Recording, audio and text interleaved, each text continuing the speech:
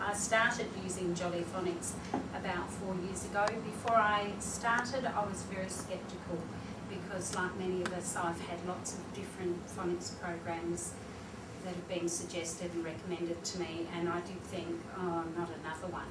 But I have to say, after using this for 4 years, I am totally convinced that it is a wonderful program. It was a program developed originally in England to support particularly boys in literacy who were finding it difficult. And the reason it appeals particularly to boys is because it has a multi-sensory approach to literacy, and it allows the boys to use gross motor skills and fine motor skills, oral, and visual. So it appeals to the entire child. It builds in singing, stories, and every aspect of literacy.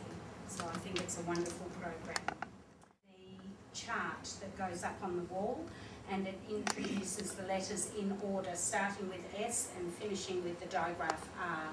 And the letters are introduced according to how frequently they're used in the language. So the first 6 letters are S, A, T, I, P and N, and once the children have learnt the first 6 sounds, they can start to make words. We use Jolly Phonics as an integrated part of our curriculum at Glenelg Primary, and we layer with lots of other aspects of literacy, and what I'm going to do is try and show you how we build it into part of the integral literacy program and what happens once the children finish this, because it's a 10-week program, and where we go to from there. This is the Jolly Phonics handbook, and it is recommended by the people who've made it, by Sue Lloyd, that you don't take the letters out of order, so that even if there are letters that you think, oh, I wish the children knew that, it's better to do it in order, because a lot of the follow-up activities for the program build on the sounds. So that's what we do. In the book, you can see that there are sheets that are worksheets for the children, and there's always a story that goes with the sound of the letter. And you don't have to follow the stories exactly. You can make them personalised to the children in your class, and that's a really good way, especially with reluctant children, to involve them. When we first started the program, we used to photocopy the sheets, cut them up and send them home, and we were constantly gluing paper on paper.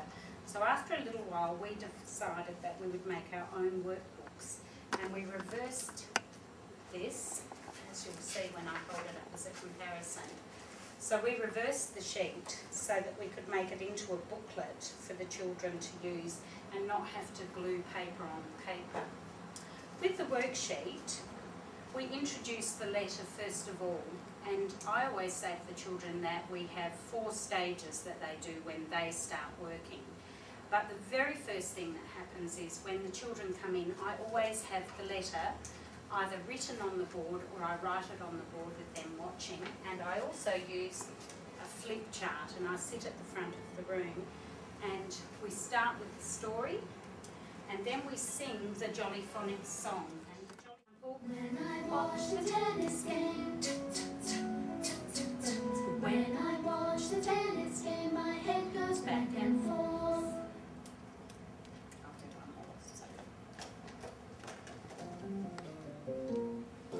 Inky the mouse is my pet. She spilled the ink and got wet. The ink is spread all over the desk. Inky's wet.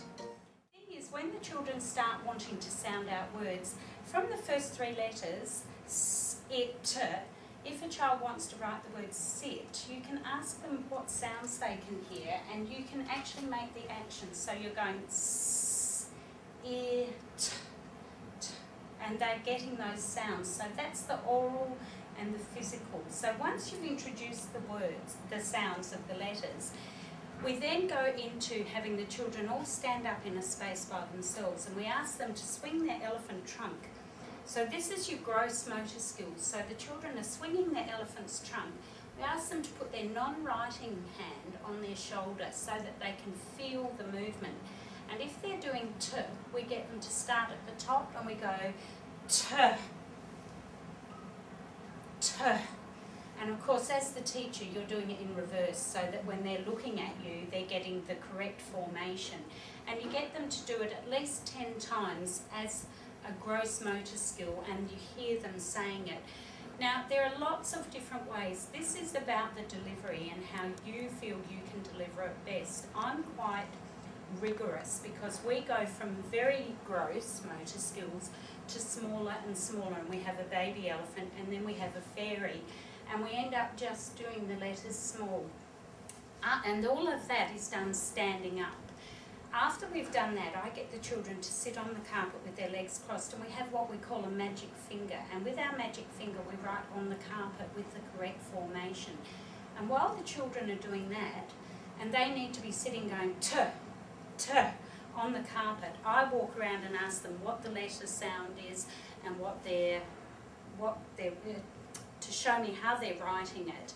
And that's when I try and do the correction of the formation, and I'll watch them do it. So it's all that beginning formation for letters, so that you've done the singing, you've done the gross motor skill going down to finer motor skill, and then you're doing the little writing like they would.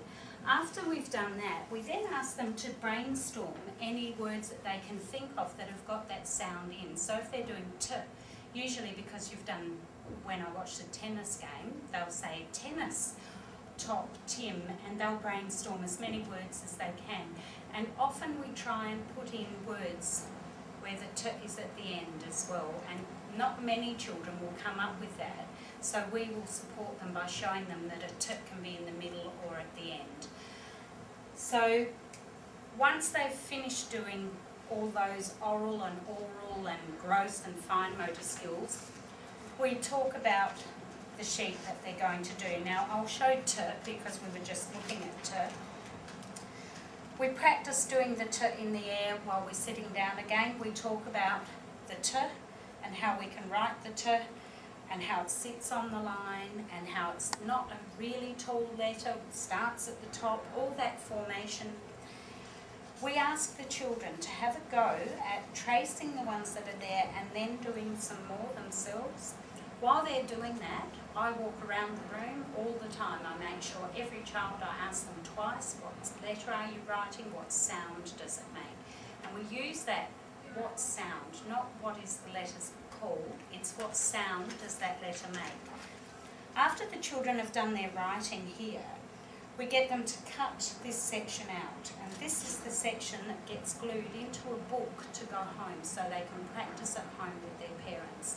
And they do a letter a day. And that's the wonderful thing about Jolly Phonics, because after one term the children have been introduced to 40 sounds, the 40 sounds of the alphabet. Then they can colour in their picture, and if they get some more time, on the back of the page there are some more tips so that the children who get to do the first parts of the activity can go on with this. And all of them are in there, so by the end of the term their whole Jolly Phonics book is filled up. Now, one of the other things that I think is wonderful about this program is that it doesn't just work on the letter sounds from the alphabet, it actually works on all the sounds that are in the English language. And so they're introduced to some of the more common digraphs and things like E, A, Oi, Ow.